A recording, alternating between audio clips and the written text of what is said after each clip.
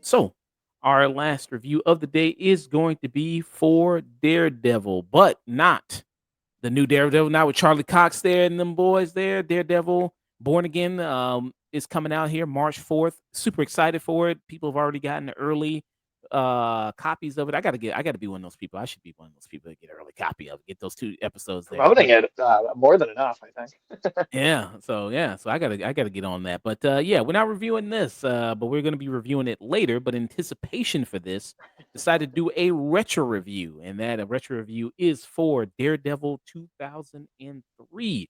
Yeah, wow, this movie, wow, it's over 20 years old. This movie, 2003. Yeah. There, wow, that's fucking crazy. 22 years ago that this movie came out.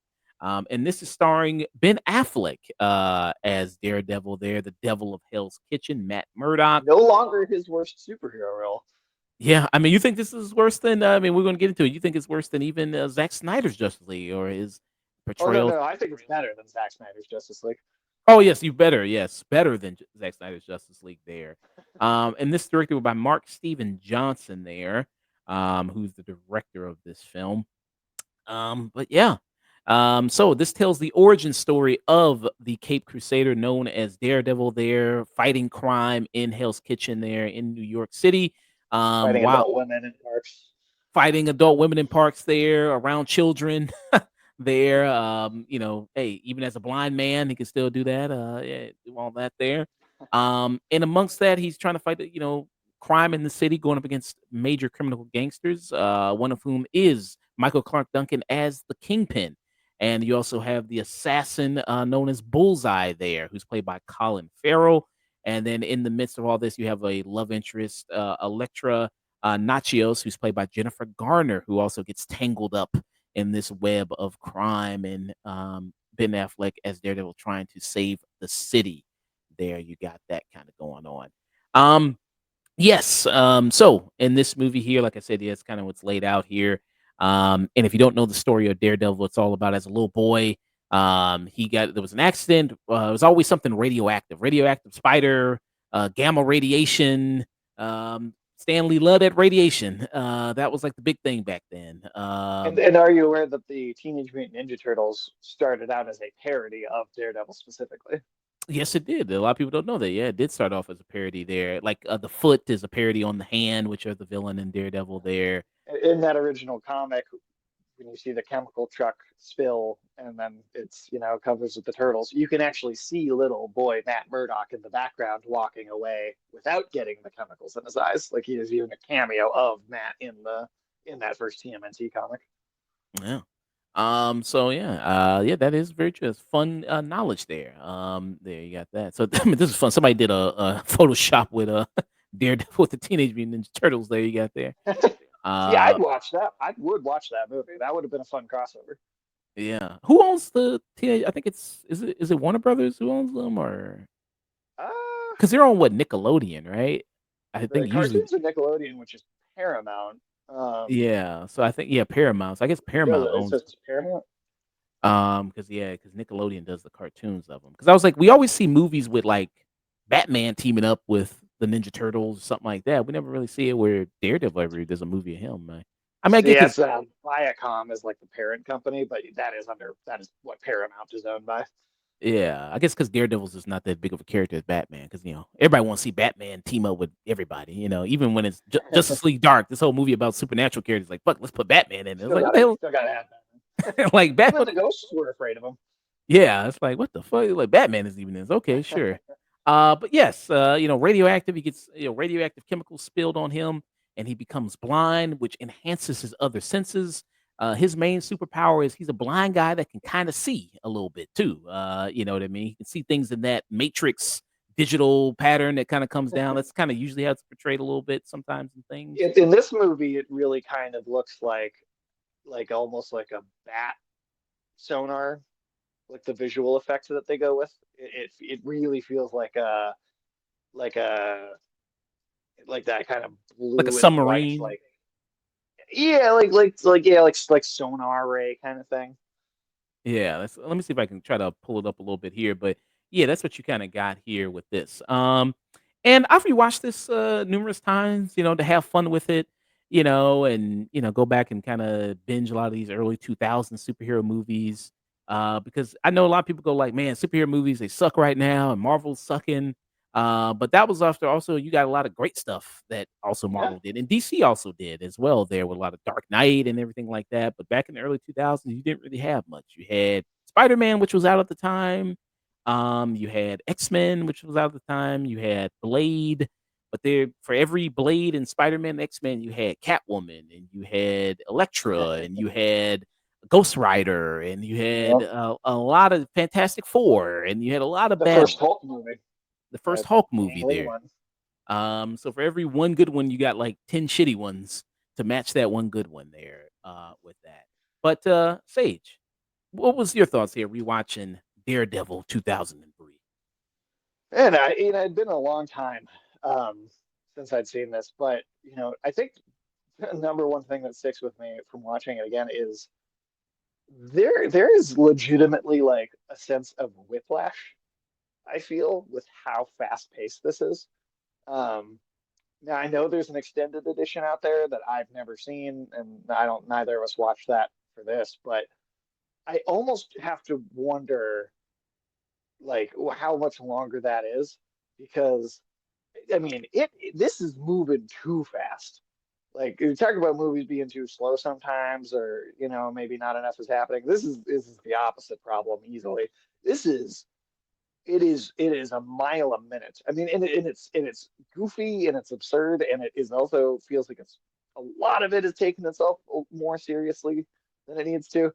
Um, well, and like logistically, like why did he even spell out his logo in gasoline and and then leave it there thinking someone will be smoking. One of these cops will be smoking. I'm sure they'll light it up and see my marketing gimmick.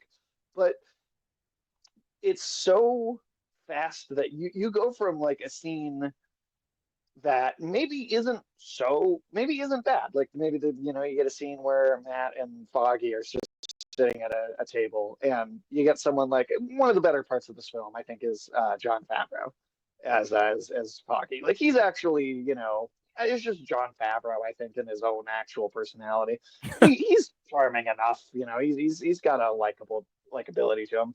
So like maybe you get slightly more going on, and then again, this movie it moves so goddamn fast that like not 2 minutes after that, you're seeing these two grown adults beat each other's ass in a playground in front of a bunch of children. So like it is tonally all over the place. Like it is like what exactly is the tone that this is going for? Because I feel like it slingshots around so much that I'm not sure if it ever really settled on a tone. Mm, yeah. It gets right into the story there of him and like you mentioned, like, yeah, I mean, he gets blinded and then it is a quick kind of montage. And this doesn't include I don't think this doesn't include the stick character. Um, No, not at all. Or the which is hand, really. or the hand there, which they could I don't know, maybe they were saving that maybe for the sequel. Maybe they were saving that for the sequel Maybe there, maybe. And yeah, so it they doesn't include also kind of kill off the main character that would like really matter to have the hand around for. So I don't know. So it doesn't yeah, it doesn't include that, the stick character, who's the one that teaches him how to fight, teaches him the martial arts that teaching him because he's also another blind guy. So it's Yep. literally the blind leading the blind in a good way, here and Speaking of, he's just making eye contact with people in this movie sometimes. yeah, because there's the scene, I mean, you talk about yeah, both Ben Affleck and even the kind of the kid actor, I think, is also doing it Yeah. as well Oh, he there. We totally is. We just kinda making eye contact with, yeah, people there. Um, yeah, and Ben Affleck, I mean, he's had numerous attempts at superhero roles. I mean, this was one of them, and then as people know, he was also Batman. He And sometimes when you get redemption, when you come back, because look at Chris Evans. I mean, he was Human Torch, and then Sure. he came Captain America, and it's like, hey, got great redemption. Everybody loves him as Captain America. I mean, people liked him To be as fair, him as Human Torch was like one of maybe the only good thing about those Fantastic Four movies too. yeah. I was gonna say, yeah, people did like him as Human. I mean, it was pretty pitch perfect casting, Human Torch there, from him. But yeah, obviously, the movies were a lot better with him as Captain America. Yeah. But Ben Affleck, yeah, I mean, and I know you don't like Ben Affleck Batman. I know he's Captain Murder Man. But and I don't really like that in my Batman, but I do like his Bruce Wayne. I do like his Batman. I do think they do some good stuff with him there as that. I mean, the warehouse sequence I think is really great. I don't like that movie, but I think that warehouse sequence is really great. The physicality of the Batman. I know I don't really typically like, because if obviously if you're going to do a franchise thing, I like Batman to be maybe in his more mid-30s as opposed to here where I mean Ben Affleck is in his I think he's in his 40s, 50s, close to 50s. Definitely in his late 40s, I think mid to late 40s now. Yeah, he's still, I mean, looks good. Looks good Yeah, there. he's in shape. And I think it's a shame that, because I mean, there was initial plans to have him direct his own Batman movie and him star in it, which I think I'm disappointed we never got that. I'm not one of these Zack Snyder people like bring back, you know what I mean? But I'm just saying I am disappointed at that at again. But I do like his portrayal as Batman better than his portrayal as Daredevil. Would you say that? No. Okay. I hate his Batman. I don't like it. I really, really don't. However, I'll meet you halfway here. I think if he had gotten to direct his own movie, I think he could have made me like his Batman because I think he's such a good director. I think he could have pulled it off if he was behind the camera too. Mm, okay. So Yeah, that's because he's that's a my great that's my olive branch I'll offer to. yeah, because he's a great director. He's directed a lot of great Yeah, movies. Argo. I think he's a better director than he is an actor, if I'm being completely honest. Yeah, I don't think that's so controversial. I think people agree with that. Yeah. So yeah, so I kind of do think that. And then his Daredevil here, and I know Ben Affleck, I think he is a comic book fan. He does enjoy comic books there. He is friends with Kevin Smith, who does have a I know cameo he in. like had an actual Batcave entrance like built into one of his houses at one point. So Yeah. So I think, yeah, he is a fan. He's collaborated frequently with Kevin Smith there as well, who's also a comic fan who makes a cameo in this movie. He shows up there, who plays a comic book writer. Like, well, his name is a comic book writer there, because I think his yep, character name in it is what's his character name? It's he's dang, only got the one scene, and I'm trying to remember what he was called. because I have the list. it's a writer famous for, I think, doing the Daredevil comics there. It is. It is. I'm trying to let me see here. Man, I'm trying to figure out what his name is. But yeah, you got him there. Oh, And it's Jack Kirby. oh, Jack Kirby. Okay, it's him, yeah. So it's Jack Kirby there, who's the coroner there. He's the coroner. He only has, yeah, one scene in the movie. And yeah, like, so he's a fan of that, of comic books there, of comic book kind of properties there. So it's kind of fun that, yeah, he got to play that. And thinking about some things I liked about this Daredevil movie, I do like the suit. I think the suit is, I actually kind of do like that. I actually prefer this Daredevil suit over the suit from the actual TV show. I'm 100% with you on that. That's one thing about the show that, as much as I think it's a great show, like writing and the acting is consistently great on that. I I think they just kind of have failed to get his costume right, like kind of every time. That's why I prefer when he's just got the black like half mask in that show. I'm like, just do that. Just don't even do the full costume because it. But yeah, I think that looks way better to me than the Netflix costume. Yeah. He's actually got he's got the logo on Yep, his yep. chest there. He's got that kind of going on. I know Red people all the way down. it's red all the way down. Let me show the Daredevil from the MCU show here, even the modern one that they got kind of going on here. Because the reason I don't like it is because I know people talk about, like, with superhero costumes when they adapt them, it's like it's got all these different separate parts to it, and it's like I get it's supposed to Yeah. be armor and everything like that. You know what I mean? This picture actually looks like Daredevil's kind of selling some ass or something like this. I don't know what this. I think this is probably was it cosplay or something. But yeah, it's kind of like that. I mean, it's got all these kind of different parts to it and everything like that. Yeah. I like the cowl. The cowl I think looks good. I just don't The really. cowl looks that's from the new series, right?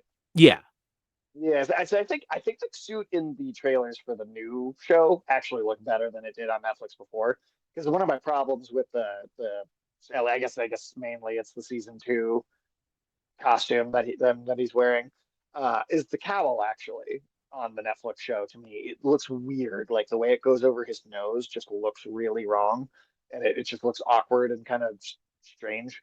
Um, and it looked the cowl, but the cowl, I think for the first time, the cowl actually looks good in the new season coming out. Yeah, so this one looks good. So yeah, I get it's supposed to be like more armor-esque and everything like that, but I mean, I get. I mean, he's supposed to be more of like a ninja kind of Daredevil. He's supposed to be more like quick and got looseness, but I kind of get There's that. something to be said for just letting it be a goofy looking comic book costume and just committing to that all the way. Even though I mean, they kind of tried to also do his original costume from the comics, the whole gold, yellow, and red type thing, a little bit there. Yeah, I mean, there's a reason that that costume was only from the early comics. Yeah. I mean, that's a little goofy. I mean, it got more of a good look in She-Hulk when he was in that. They Yeah, utilized that one there. I guess the it should more stay there. I guess the more match the tone, I guess, of the actual show kind of was going on there. Yeah, so this is a better look at it there. Yeah. So any other kind of positives you like about the Daredevil 2003 film? So, this is a hill I'll die on. I've thought this forever, but Michael Clark Duncan is absolutely amazing casting for the Kingpin. Say what you will about how big his presence actually is in the movie or how much he's in it and how much they do with him. It is a fantastic casting choice. He looks great in the suit. He is actually like 2 to 3 times the size of people that he's standing around. He to me he really has the physicality of the Kingpin. And even in, he doesn't have that many scenes, but even in the few kind of moments he does have, I feel like I feel like he does get to be an imposing figure, and he gets to, he's chewing the scenery and he's over the top. But I think he's clearly knows that he's in a silly movie. He's having a little bit of fun, and I don't know. He just, to me, he does feel like he embodies the character enough in a way that I'm like, this is actually, I think, not a bad Kingpin. Is it as good as, the more fleshed out, lots of screen time, very well written version we get in the Netflix show? No, it's not as good as that. But I still think that, the probably the, both the best and worst thing about this movie is that they cast him and then they didn't use him enough. Yeah. Watching this movie, I was like, I kind of forgot how little he's actually really in the movie, really as much there. I Yeah. think most of it's taken up with Elektra and then Bullseye who kinda comes in there, and then you see, oh, it's Kingpin kinda orchestrating things behind the scenes and everything like that. But even, like, you see in this scene, like, the introduction, you see, like, with him, like, the way the camera pans up and you see him and it's coming up, he's got the cane, and then you see this kinda big guy, and he looks good in the suit and everything like that, which is really good, and let me hear let's play some, a little there, and he's even got his, Wesley here, so that character gets Yeah. put in here as well there. So let's see.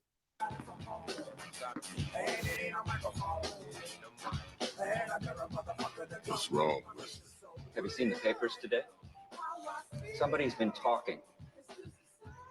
Somebody always does. To make like special big Wesley, cigars. did you for know him. back in 1800, Yeah, so it's gotta feel people big in would his cut hands, like, we gotta make thugs this out of their special design bodyguards one. their first day on the job? You think that's horrible, don't you? Because you don't like the physical stuff. He even has the cane with the jewel at I the do. top of it too. Damn. Jesus. Damn. Yeah, killed Jimmy Smits over there, you know There what you I go. mean? Uh, That feels like comic book Kingpin to me. I won't lie. Like, for the flaws that this movie has, that to me that captures that character at least, even if it's in a very very small bursts. yeah. And I know people, think that, race swaps is a relatively new thing in films or comic book films there. But if you go back, I mean, they've always done that. I mean, Billy D. Williams was Harvey Dent, and you got Michael Clark Yeah. Duncan as the Kingpin there. That's always kind of been a thing in comic book stuff there. So it's not anything relatively new. that they've done that. And I think there were people who did, and people say, well, nobody complained about Michael Clark Duncan as the Kingpin. Like people did. There just wasn't as much of an internet. Yeah, I mean, this was just 2003, and it just wasn't as vocal there. Even though I guarantee you, there were people writing in fan letters there about it, and what I mean, same thing they did with Billy D. Williams when he was Harvey Dent. They sent in mail, to the studio about it, how horrible a decision it was. People were writing in like threatening fan letters about Michael Keaton being cast as Batman. Yeah, I mean, So, I even mean, that. if they were doing it over that, you know. But I mean, he does obviously match the physical description of the character. I mean, very big, very physically imposing there, as we see. I mean, Michael Clark Duncan, I mean, that's really what you casted him for back in the day, was being a big, physically imposing guy there. I mean, that's what you kind of got him to do. And yeah, he used that, and he passed away there. It's been some Yeah. time since he passed away, 2012. So it's been Yeah, it's kind of crazy it's been that long. I mean, and then this is not the only comic book film to waste him either, with its casting choices, or to cast him really perfectly and then not do enough with him. yeah. And do you think that other person is Colin Farrell as Bullseye there? Oh, well, I was referring to his role in the Green Lantern film, Oh, Michael Clark Duncan, where they cast him as the boot oh, kind of chief in Kilowog, charge. yeah. Yeah. Oh, he's Great great in casting. that. He's in it for 2 minutes though. It's like, all right, you had a great casting choice, but you didn't do anything with it. But no, I do think that Colin Farrell is the other probably highlight of this movie for me. Now, is it let me say, I'll say this first. Is it hammy? Is it unbelievably over the top? Yes, it is. In a really good, serious movie, would it work? Probably not. But in this movie, it is a highlight. And I think as an actor, I think he's clearly just like, well, I'm not taking this seriously. I'm just going to have fun with this. And I think he brings an energy to this that is pretty entertaining. And, I'll I mean, look at say, this. yeah, I people mean, cheered when Levi did that in Attack on Titan, but you're going to boo Colin Farrell? wow, yeah. I mean, and so his role in the movie, he gets hired as an assassin there by Kingpin to kill her father, Jennifer Electra Natchez, her father, because of some dealing that they're doing and everything like that. Him and the Kingpin. So yeah, he gets assassinated by him. But yeah, I mean, Did you so appreciate how Kingpin had clearly had her mother killed, and then in that scene right before this, they're at the table, and this guy knows that Kingpin killed his wife, right? And Kingpin comes up behind him, puts his hand on his shoulder, is like, "I hate to have to do this again." And he's like, "What do you mean?" "Oh, don't worry about it." He walks away, and the guy's just like, "Oh, I don't know what that was about." I'm like, "What do you mean you don't know what that was about? You have all the information to completely understand what that was about." That was like a very bizarre moment to me. and you see, and Bullseye, I guess you could say, is Bullseye, I mean, more the main Daredevil villain more than Kingpin, like his main Yeah, nemesis? I'd say so in the comics. Yeah, Bullseye feels like his like a really like he is like a Daredevil villain. Like Kingpin, he shares with Spider-Man to some degree, and like he's still a very big Daredevil villain. But Kingpin does, I feel like, encounter other characters. I mean, it's also the thing with like modern Marvel comics. There's been so much crossover and characters sharing villains at this point that sometimes it can be almost hard to say. But like I'd say definitely back in the day, he was like the closest thing Daredevil had to like a Joker or a Green Goblin type character. Let's hear a little bit of Colin Farrell as Bullseye. This movie loves that music, man. They be blaring that music, and they It love is it. one of the most 2000s soundtracks that you could find. And this is what you mentioned. He has that like kind of submarine echo kind of vision there, bat kind of sonar there. He's got, if you see it depicted. I missed. I never miss.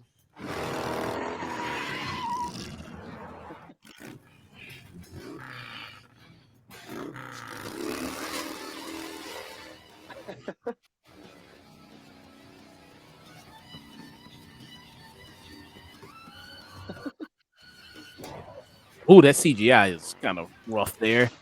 There's quite a bit of that in the movie too. Yeah.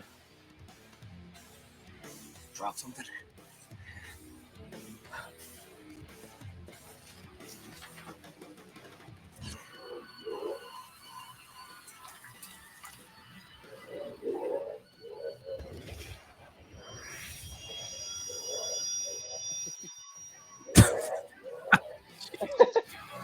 Slow motions. Oh, it's so bad.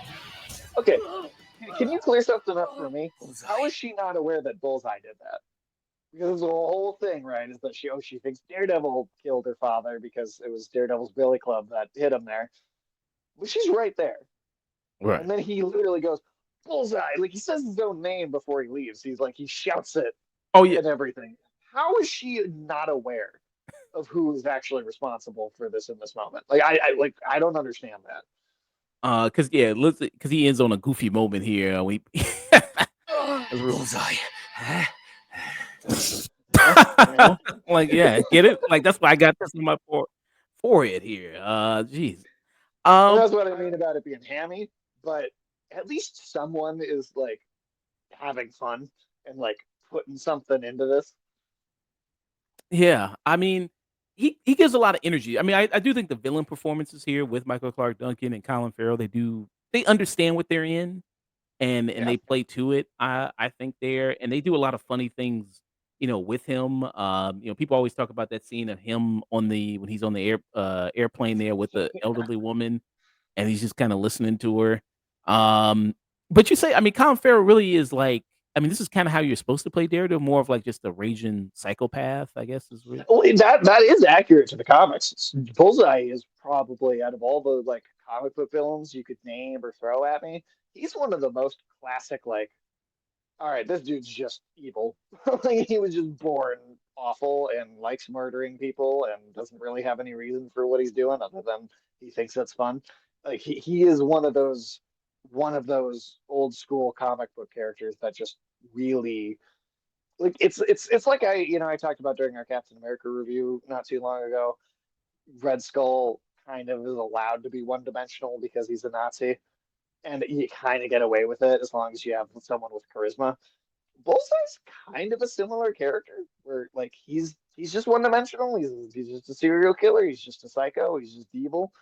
And as long as I think if you have charisma, you can kind of pull a character off in that style. You don't have to have nuance for every villain.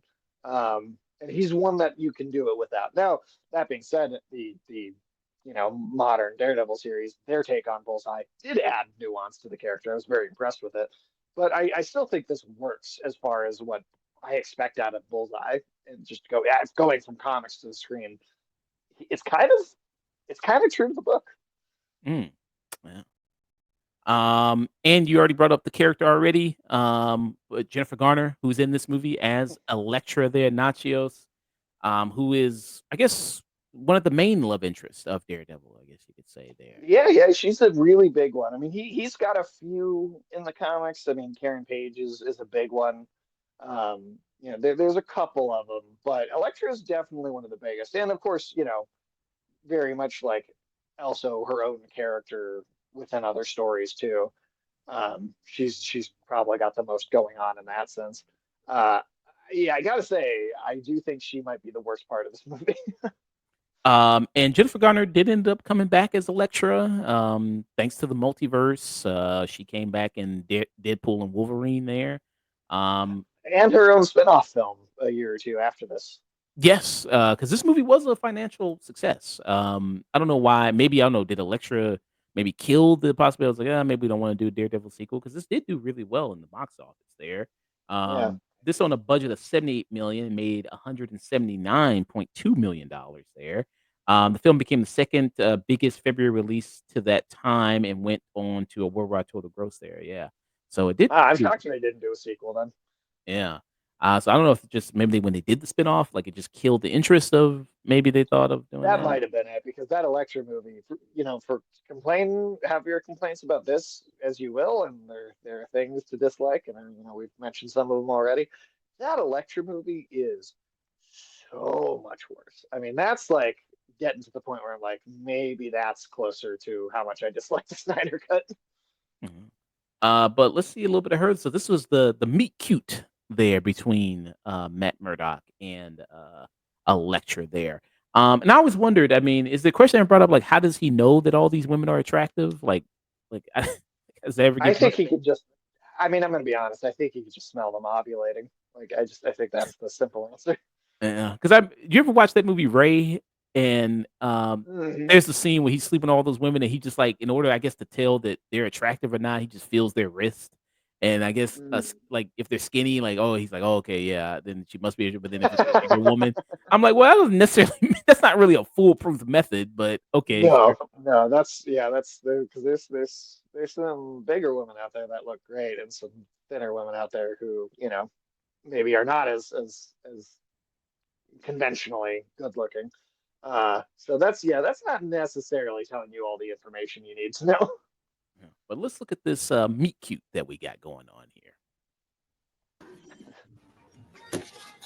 I'm sorry. Excuse me. Sure.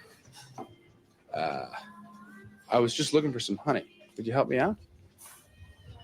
Right in front of you. Well, You're shaking your head. What's going on? Look, I'm just saying, I can see why Ben Affleck and Jennifer Garner got divorced because they have zero chemistry. There's sometimes where yeah, because obviously people know that Ben Affleck and Jennifer Garner. I mean, they ended up getting married. They didn't get married twice like him and Jennifer Lopez though, right? They only got married just I don't think so. yeah. I think they just got I married. think Jennifer Garner had too much dignity to be like, all right, let's try this a second time. But I mean, there's sometimes yeah, real life couples will be in something and it's go like, I don't really believe like there's no way you're a real life couple. Like you got zero chemistry there. But this I would think they could you be never a met just based on this. little bit more specific? What are you? Blind? Yeah. I am so sorry. That's okay. Friend of yours. You know, The I've only never seen funny one part of before. the scene. you think John Favreau? I mean, you think he makes a good Foggy? Yeah, there. I think he does. I mean, I think he's kind of just playing John Favreau. Like he's just John Favreau, but he talks faster. I think that's kind of all it is. But I think John Favreau is likable, and so that kind of brings that it brings a likability to it. So I think he's one of the better parts of this. I do. Matt Murdock. Nice to meet you, Matt Murdock. Nice to meet you.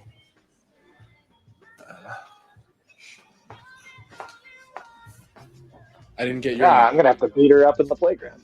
Yeah, and let's get to that sequence because that's a famous sequence from this movie. Is the playground sequence there? It's got to be one of the most cringe-worthy scenes from like a superhero film. Like, not like I said, there's stuff that I think is way worse than this as a whole movie, but as an individual scene, this would have to make like a top 10 worst scene list. Um, yeah, I mean, it does good. I mean, introduction as far as I mean, Jennifer Garner, beautiful woman. So it Oh, does, sure, absolutely. very very beautiful woman there. I don't know if there was a controversy. I don't know Jennifer Garner's heritage, but I don't know if she is Greek or not because that's a big I thing don't with here. think so. I don't know if she has Greek origins or anything like that. The woman Elodie Young, I think is maybe somewhat Greek. I I'm think. pretty. She's Greek. No, she is Greek. I still didn't love the Electra in the Daredevil show, um, but it was definitely still a big step up, even though I didn't think it was great, but I think it was much better than this. Yeah. And then this is the famous sequence. That's one of the more memorable parts of this movie right here. I don't like being followed. So don't. Wait a minute. Wait a second. Take it easy. I don't like being touched. Why don't you tell me what you do like? We'll start there. Okay.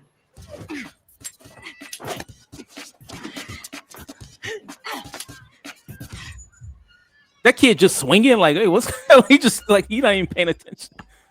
Like, wait, what's going on here? This woman got a stroller here.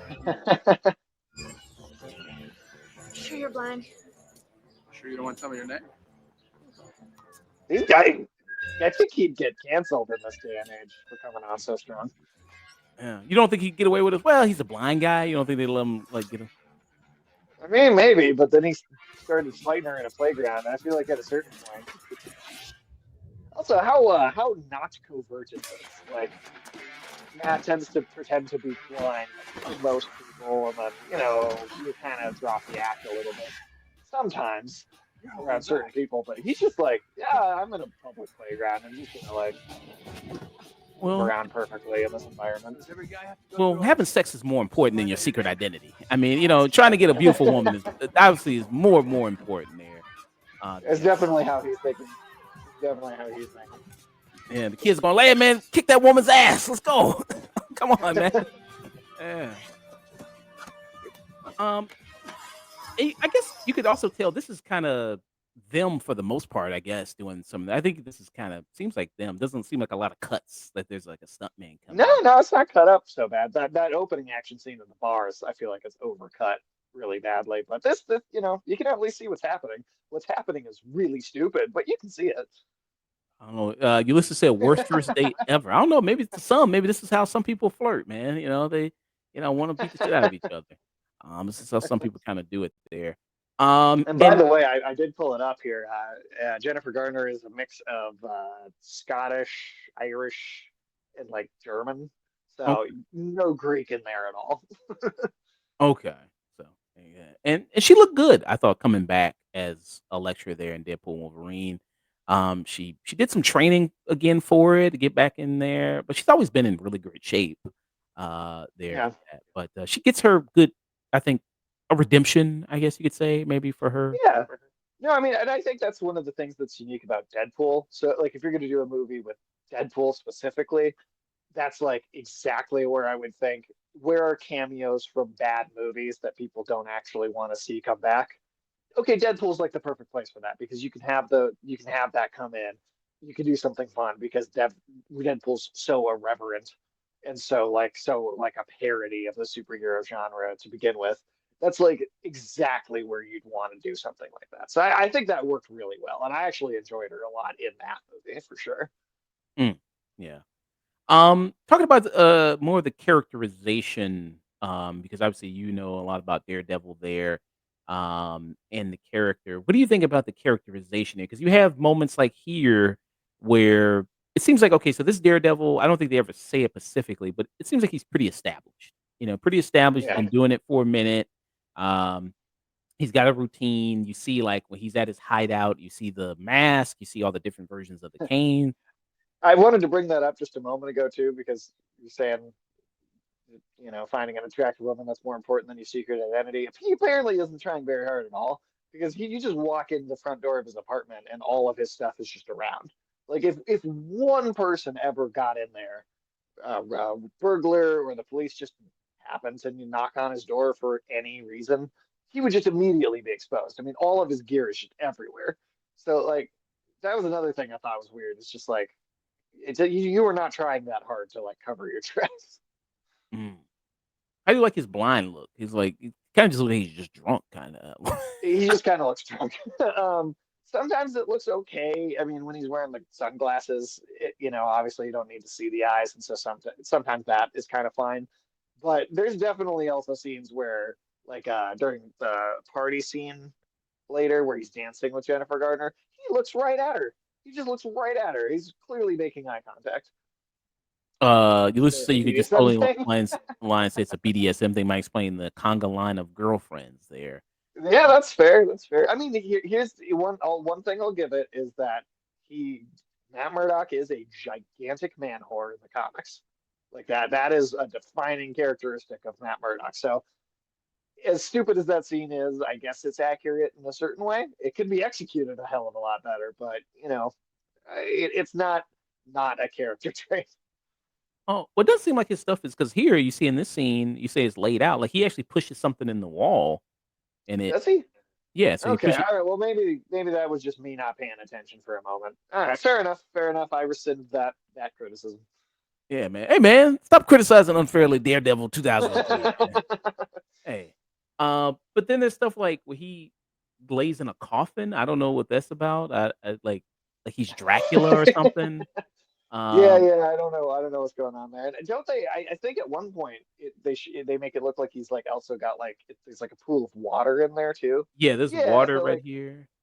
how does he not just drown when he goes to sleep at night? Like, I don't know. Yeah, like I don't know, like he's Dracula or something. I don't understand that. Like, why would he like a sensory yeah. I'm not deprivation sure what's paint? going on there. You kind of got that going on.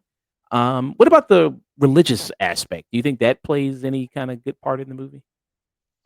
I don't think they do that much with it. I mean, like, there's an action scene in a church and he talks to a priest once, like in the middle of the movie. I don't think they do a lot with it.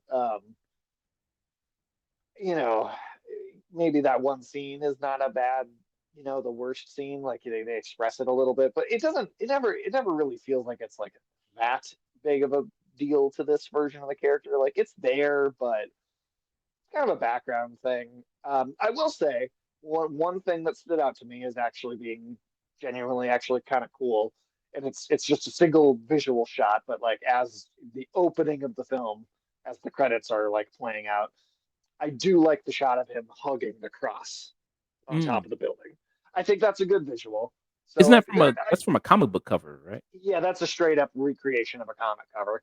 And I think so. I think again, it's better as a still image than maybe a image in motion as part of the larger film. But as a still image, that I think was a really cool piece of visual storytelling. And this is the scene right here where he's doing that, Yeah, like that. That I think genuinely looks actually kind of great. right? Yeah, and this is the comic book cover that it's from right here. Yeah. So I mean, I like. Hey, look. I found a compliment to give. I'm not all negative here. And then another big thing about the Daredevil character, Matt Murdock, is that he's also a lawyer.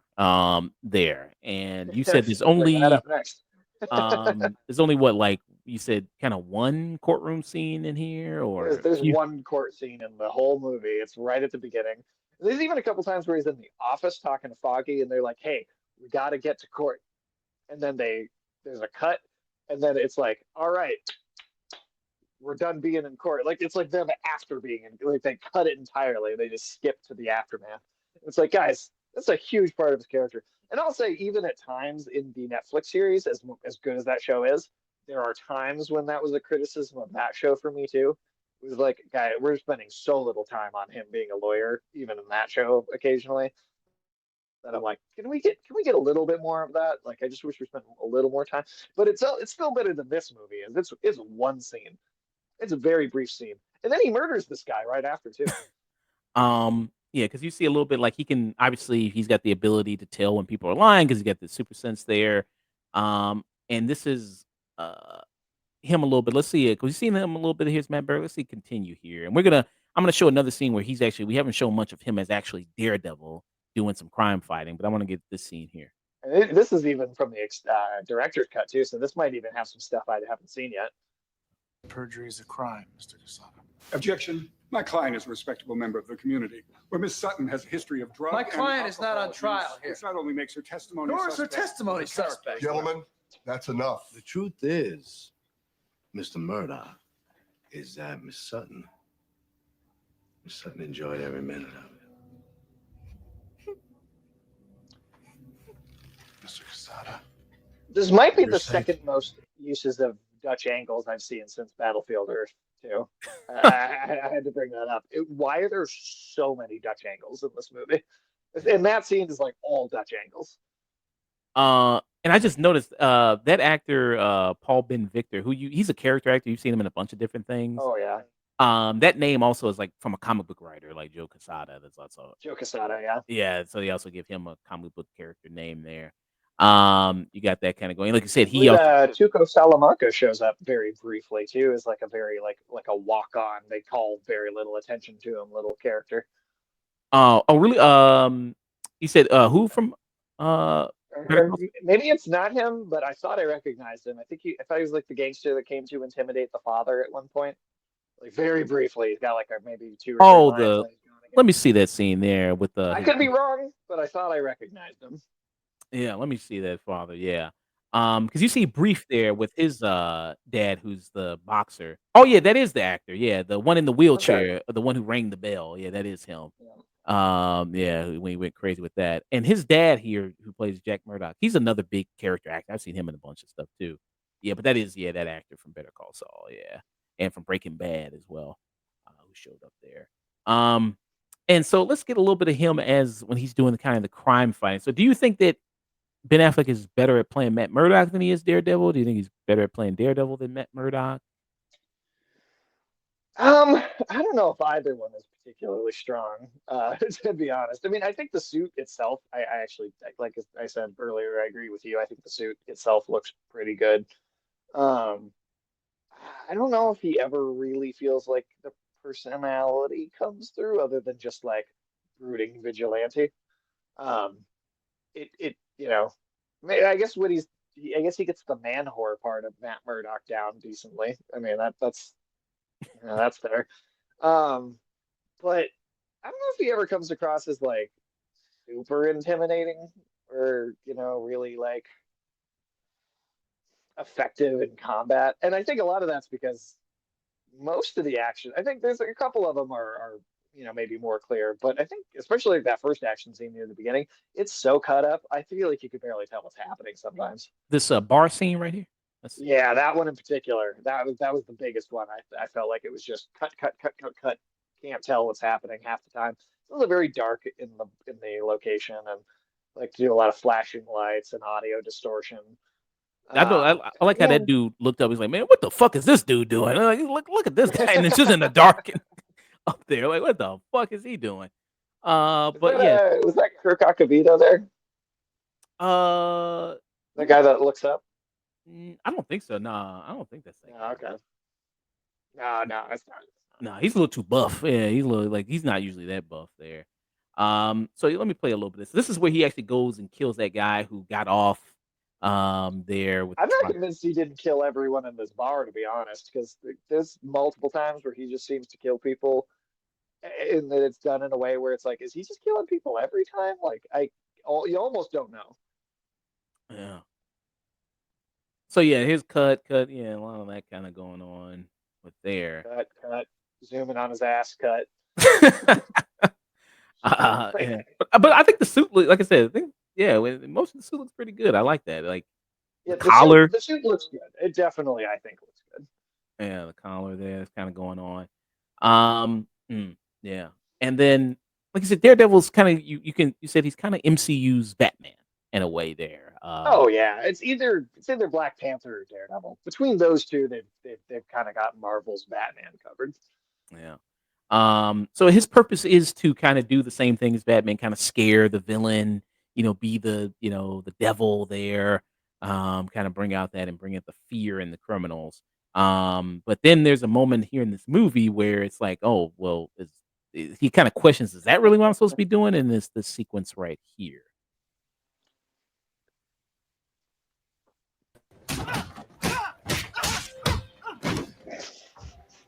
Stay out of Hell's Kitchen. This ain't your neighborhood no more.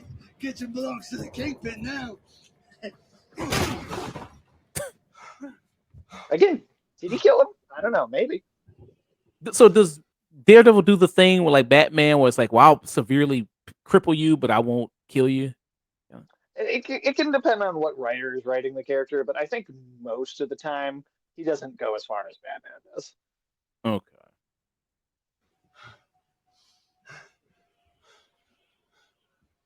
So I see his cowl doesn't even really cover his nose there. You see, kind of like that. Do you like No, that? it kind of looks better that way, I think. Okay.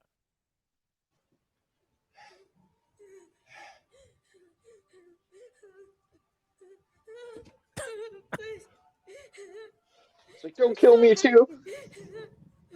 I'm not the bad guy, kid. I know I just murdered your father, but trust me, I'm the good guy. Yeah. I mean, what does he think? I mean, like you look at how he's dressed. I mean, I know you can't really see how he's dressed completely, but I mean, you got to think Can like, you also go back just a few seconds and show him turning to the kid one more time? let's see. Okay. Let's see here.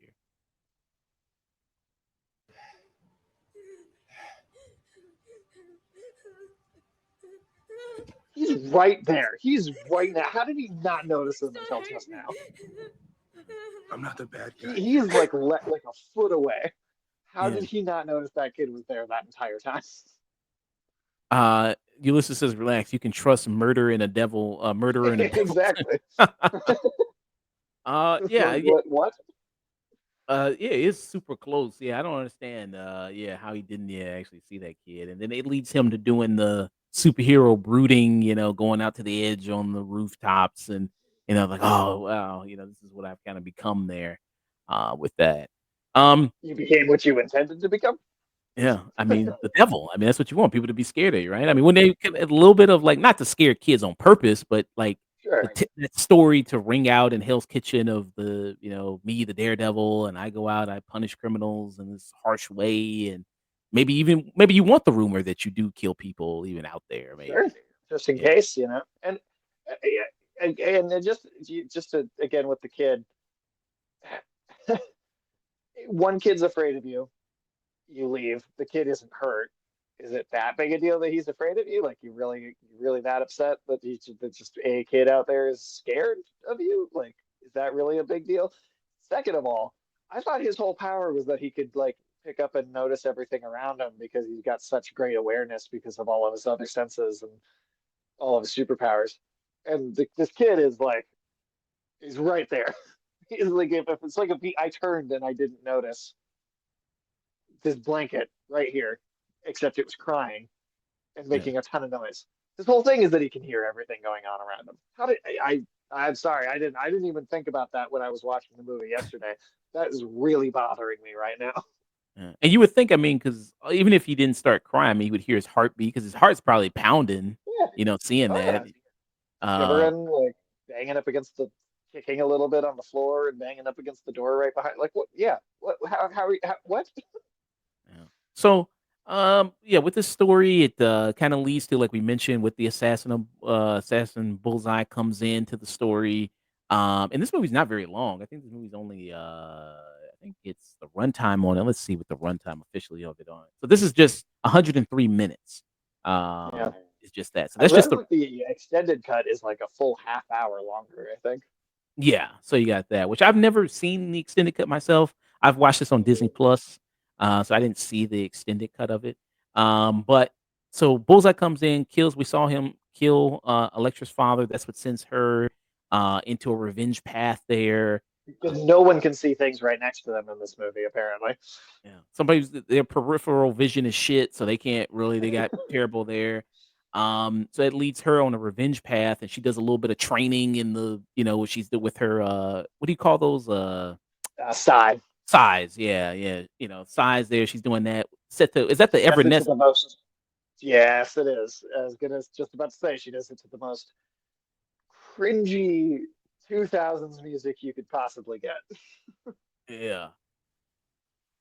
And it's yeah, so let me play, I'll play a little bit of it because I don't wanna get copyright strike on it, so I'll play a little bit of it here. I'll play, like, a few seconds, but it's like, and something like The Crow, because when we reviewed that, the 1994 Crow, it's like, okay, Yeah, it kinda fits there a little bit because of just the more of the aesthetic of it, because it's like this gothic story a little bit, so it kinda yeah. fits more, like, so when he's on the The roof. music choices are also just better songs too. I mean, I'm just gonna be honest about that too. Yeah. Oh, you don't like this, man? I like making fun of it. I wonder if she's actually got like a speaker and she's playing it, or it's like she's just hearing it in her head or something like that. I'll tell you, I love when Goofy sings it. That's great. That's a great song. Oh, when who sings it? Goofy. That became a little internet meme for a while there. There's a somebody did a track where they're doing like a perfect impression of Goofy. They're singing that song. I think it's great. Oh wow, I gotta look. Oh, I'll look. Don't remind me of that when we finish the review. I gotta look that up. Oh yeah. So yeah, she trains there. And where does Electra get her training from exactly there? Well, and it's supposed to be the hand, but they don't. They're not a thing here, so I don't know. Yeah. I don't know what this version went with. I guess I mean she makes a comment right after they fight in the playground about how her dad had her go through all this training since she was young, but it's not like they don't specify beyond that. It's like a very casual, like, yeah, my dad had me train a bunch. Moving Yeah. on. I think Let's in not the mention it again. I can't remember because I've seen the Electra movie, but I can't remember because that does detail her backstory, and then I forgot who was like It her mentor. does. And I think they might have I think they do bring up the hand or a version of the hand there. Yeah. Um, but Yeah, I think they do in that movie, but I'll tell you, hey, the hand, the way it's depicted in the Netflix series, way better than it's depicted in that movie. You know. Yeah. Which leads her to because at first, it's like, okay, like you said, she blamed Daredevil for the incident what happened to her father, but then she learns kind of the truth there, and then that's when she goes after Bullseye, which of course we know is comic book readers their big mistake because Bullseye, like in the comics, does end up killing her there. Um, I mean, probably a big mistake there to actually try to catch the Psy with your hand there. Yeah, that was stupid. I mean, I get you just saw Bullseye do it. I guess maybe it's like, well, if he did it, maybe I can do it too. Like I guess maybe you just saw him do it. But yeah, which was a very famous issue from the comic actually as well when he actually did kill her there. There's Um, also a great, I mean, I don't love the whole story arc that it leads into, but there is a great comic, at least the first issue of it is really great, where Daredevil, he's like possessed by like a demon, is kind of the explanation for why he's acting out of character later. But it does start with him coming up and basically killing Bullseye the exact way he killed Elektra like 30 years before. mm. And so yeah, this is the sequence right here there. When he actually does kill her there. And she had to dress up like get the leather right. People loved leather back in 2000, man. People love that leather. Oof, Matrix was still hot. Yeah, it's like, man, we gotta have it where's that leather though. Um, yeah. And so he ends up doing that. And it's yeah, sticking the sign like right through her. You kind of see that kind of that puncture there. You see kind of going on. But yeah, I think again, Colin Farrell, I think he plays it really well. I think he plays it really well. He Um, comes across like a crazy son of a bitch, and that's exactly what he's supposed to be doing. yeah. And it leads to Daredevil actually killing Bullseye himself there, actually doing that. You see that. And so Yeah, well, I mean, there's a post-credit damn. scene where he's like in a Jeez. cast, um, at the end. So like, Bullseye's not actually dead, but for Christ's sake, Daredevil throws him out of like a 30-story building. It's like there's no way that he thought that he wasn't killing him, or at Yeah. the very least, wasn't willing to risk doing it. Oh yeah. Oh yeah. So yeah, I forgot he kind of does. He's in the hospital. Yeah. There's a Towards link to the Goofy Evanescence song I just sent you, by the way. okay, thanks. I'll pull that up there. But did you what's your favorite action sequence in this? Do you think it is the church sequence with him and Bullseye? I mean, it's fun in certain ways because Bullseye's there and Bullseye is ridiculous and fun. That sequence has a number of those really bad, very poorly aged CGI shots, though, of them like jumping around on the organ, like super goofy. Um, I don't know if there's any single great action scene in this film. But yeah, again, at least this one has Colin Farrell being fun and entertaining. So I guess I probably would give it to this one at least just for Oh yeah, that, this if nothing else. this is what you mentioned them on the organs there. Yeah. Yeah, Eh, I mean, that's CG there. Him, you know, doing his little circus wheels up. Yeah, there's a bunch of bad CG shots in here. Yeah. I would say if I had to say which my favorite action scene, probably Kingpin. Him versus I think that's more of a Sure, brutal fight. That's more sure. very visceral there with that. How he kind of ends up defeating him there. I'm trying to remember. Does he end up doing like the famous Kingpin like bear hug? I think. Um, I actually don't know if he does. I don't remember if he does. Yeah. Let me see a little bit of it. But yeah. I think it's a good final showdown between him and Daredevil. I think it is that there. And again, you see the Again, the start. size difference is really impressive. Yeah. And Ben Affleck's a tall guy. Ben Affleck's like 6'3", 6'4", I think. No Um, one's tall next to Michael Clark Duncan. yeah. I mean, so yeah. I mean, yeah, so you see that kind of going on. But yeah, I mean, he was big, yeah. He kind of slimmed down to as he got older, but yeah, this was when he was like really, really big too. He kind of got that going on. You can have that. Jeez. Um, yeah. But yeah, I You don't think actually believe he could throw him across the room like that? yeah. I don't think he ends up doing his the bear hug because usually that's what he does. Like to like Spider-Man, you'll see that in. He'll end up doing that. I think he did it in the TV show. I think he did it to He definitely does it in the series. yeah, in the sea. But let me see. I'll bring up what he did to Spider-Man there. Because that's a famous one. But yeah. I mean, what did you think about the kind of the climax versus him? Yeah, I mean, I actually, I might even change my mind about it just after watching that footage again. It is a pretty decent action scene, at least. Again, Michael Clark Duncan is just so big. He's so imposing. One of the best parts of this movie, and as little screen time as he gets, it makes those moments pop a little bit because it's like, oh, somebody who knows what they're doing is on screen finally. Thank God. Yeah. I mean, it's as far as the storytelling wrap up, I don't know if it's that strong because I don't know if any of the plot is like super strong. But in terms of just getting to see at least one of the better personalities on screen, it's effective in that way. Yeah. And I mean, he doesn't kill him, even though he tried to kill Bullseye, which was a little bit of inconsistency there. Yeah. Or Um, let one dude get run over by a train earlier. I mean, whatever. Like, well, Kingpin can be alive though. Fine, whatever. yeah. But this is so just to show you a little bit what Kingpin does when he kind of does the bear hug thing. Right here. Time. What do you have in mind? A pie eating contest? Jeez, cuts damn. See, that's what guys ass squeezed. Yeah, saying like, what the fuck? Approximately 2% of my body mass is fat. Allow me to show you what 350 pounds of muscle is capable of. Yeah. Um, Break his back. and I appreciate that about Spider-Man. He puts those digs in. There's some example. There's a game where you come up against Kingpin. There's that 2005 Punisher game, and you throw Bullseye out a window, and that too. But it's Punisher, so it's like, oh, it makes sense. So he tosses it. Kingpin comes up and he goes, "You gonna try and throw me out the window too, Frank?" And Punisher goes, "No, I'd have to roll you." jeez. Oh man, I mean I forgot that with the man. That's why they didn't make another Punisher game. I think yeah, I missed that part. I would love for it to be a sequel to that one. Yeah. Um. Yeah. I mean, hey man, this was peak 2000 superhero movies, man. I mean, Daredevil 2003, the soundtrack, the wonky CGI, Any flashbacks? flashbacks, the leather.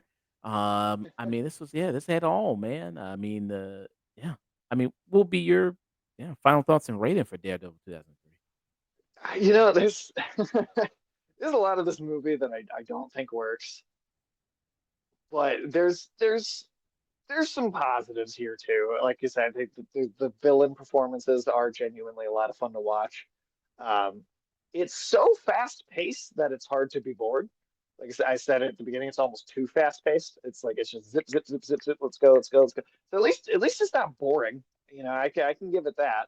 Um, I think between John Favreau, Colin Farrell, and Michael Clark Duncan, there is some stuff. There's some gems in here. There's stuff that shines. Um, but things like Elektra and Daredevil himself, to a certain degree, are just they're just not that engaging in terms of the performance. And the plot is like, I mean, it's like it feels like it's like a Cliff Notes of a Daredevil plot because I feel like there's so little development, and again, we're moving so fast. Like when Daredevil and Elektra at the end, and they like seem to have this like super emotional moment as she's dying, and they seem to be so in love. It's like you guys met like yesterday. Like, I don't believe you know each other or care about each other at all. Spend no time together. Um, I don't know. There's a novelty in this that I think is genuinely very fun to revisit. Uh, I think I think I'd go with like a very low stream it. Uh, it's entertaining in some very kind of brain dead ways, but certainly on like the scale of comic book films, I don't. This wouldn't even crack like a top 10 worst of. Like I think there's so many more worse than this. So maybe I'm grading on a curve just a little bit, but yeah, I think it's much closer to being in the middle than it is at the bottom. Yeah. I think also I would give it a low stream it. There, like you said, this was peak into this time 22 years ago, and they were doing all these superhero movies. I think in the era of these superhero movies, I don't think it's one of the worst. I think Catwoman is worse. I think I'd say Tim Story's Fantastic Four is worse there than this. I would Both of say. them. Both of them there. I don't know. Well, Eh, I do like I Silver think Surfer. Silver Surfer. Silver Surfer's cool. I'll give you Silver Surfer. But Ang Lee Hulk. Um, I like some of the artistic value that Ang Lee was trying to do with the Hulk. I like some of that. I mean, there's some really cool shots there where he does. The There's also the CGI scene here. with the foam. Yeah, I mean, some of the CGI and the The gamma Hulk radiant. poodle. Yeah, those poodles and all that other shit. Yeah. With that, it seemed like he was just trying to make like it was like the era where they were like, okay, how do you adapt a comic book like onto the screen? And he was trying to like actually like make a comic book on the screen there, and it was like Right. that's what he was trying to do. But it was like, okay, yeah, this is weird. But Ang Lee's done great movies. I mean, he's done Brokeback Oh Mountain. yeah. He also did what did he do Life of Pi? Life of Pi? Yeah, that was him too. Yeah. He's got two speeds. It's great or terrible in my mind. Like he's got great films and he's got some terrible films. Yeah. So yeah, so he's kind of got that kind of going on. But I like some artistic kind of value with the Hulk there. I mean, I even think it's better than the other superhero film that this director would go on to make, which was Ghost Rider. He made this 4 years later. He did the 2007 Ghost Rider film Mhm. with Nicolas Cage. So I think it's better than that one. Um, I would have to agree. As much as I am a Nicolas Cage fanatic, and I have watched everything he's ever done, and I find him funny in that movie as like a it's so bad it's funny sort of thing. Ooh, I think the rest of the movie surrounding him is worse than this. yeah. The love interest is worse. Like even though I love Eva Mendes, I think the love interest is worse. The There. villains are worse. Villains are worse there. The whole Villains are powers. way worse. That's why I hate Wes Bentley. I can't stand him. That movie's one of the reasons. Yeah, and I think also Ghost Rider is a little bit more of a complicated character power wise. I think to get a Yeah. whole because it's like yeah, And the effects also don't look particularly good in that movie. He looks like a science class skeleton. He doesn't look like he looks super clean and pristine, like just pure white bone. Like you think Ghost Rider would look a little dirty or burnt, because he's on fire. But he looks like a very clean, like science class skeleton model. I think they did more of a dirty looking like the sequel. When they did the sequel, he had like a little bit of a more dirty. The visual effects looked better in the sequel. Maybe an even worse movie from a story perspective. Yeah, that was yeah even kind of worse there, but yeah. I mean it's interesting. Yeah, Daredevil is kind of a peek into that time there. Like we mentioned, the soundtrack, the cheesy 2000 soundtrack that you had. I don't think him and Jennifer Garner have any real chemistry in this movie. It's so None. They yeah, have less chemistry than, oh, should I say it? Hayden Christensen and Natalie Portman. I think I just said it, didn't I?